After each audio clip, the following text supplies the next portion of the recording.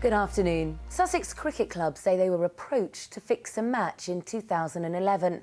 Following allegations in a book, the club confirmed to us today that approaches were made to players before the Clydesdale Bank 40 match against Kent at Hove in August last year.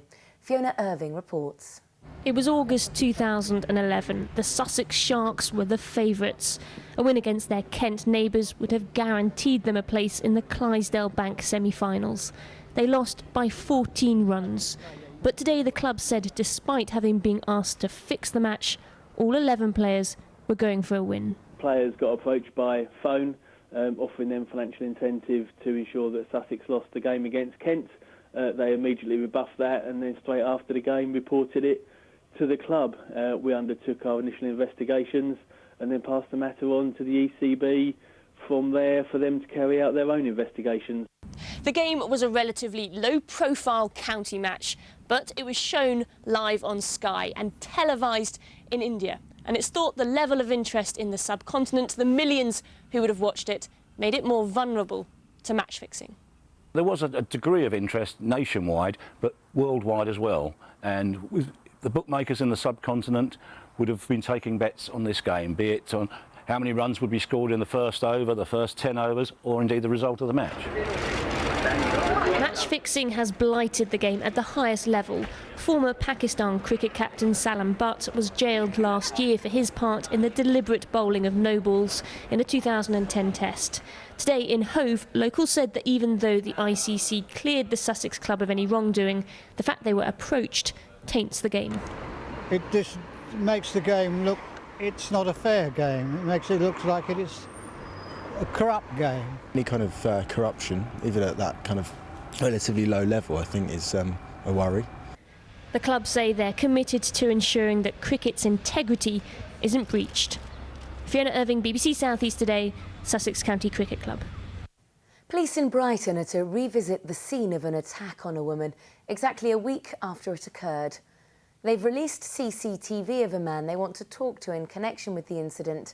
A 26-year-old woman was dragged into an alleyway by a man in the Seven Dials area of the city at around 3:30 last Sunday morning.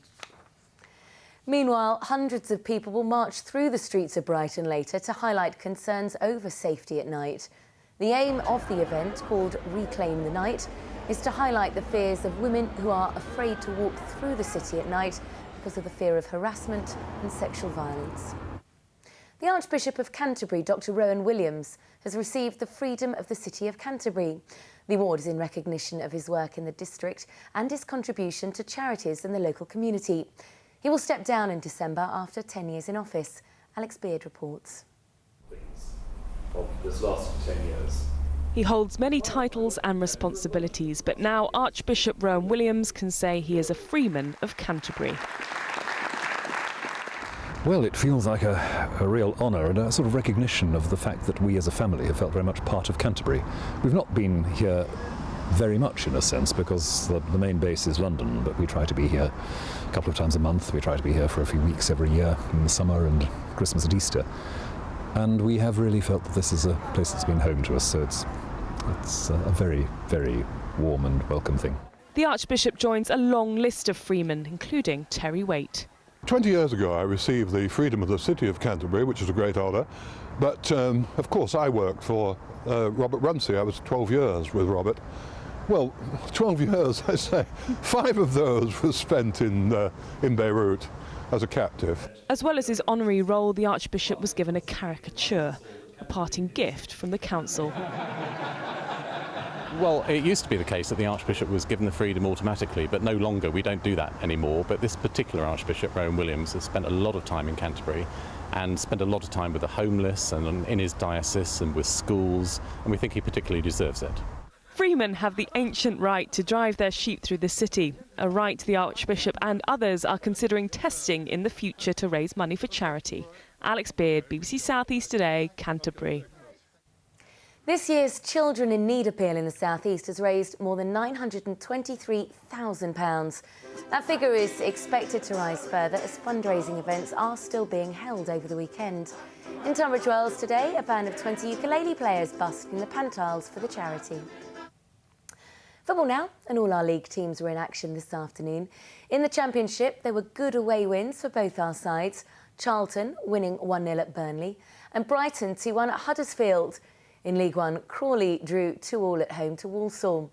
And in League Two, Gillingham stayed top after a 2-1 home win over Morecambe. Elizabeth Rossini has a look at the weather now.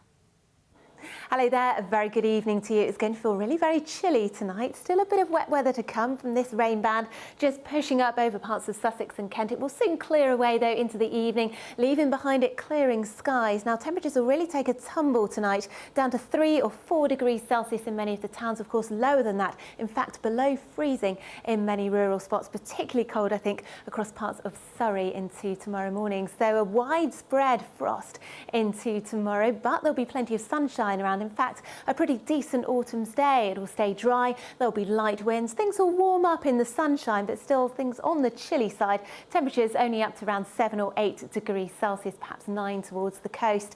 Make the most of the dry weather and the sunshine though, because by the time we get to Monday afternoon, it will be wet and very windy again. Bye-bye. And to finish up this evening, we're going to leave you with a roundup of last night's regional Children in Need from Glybourne, as well as your fundraising efforts across the South East. So thank you so much for all of your efforts. And a reminder, of course, that we are back tomorrow evening. So do indeed join me then and have a very enjoyable Saturday evening. Goodbye.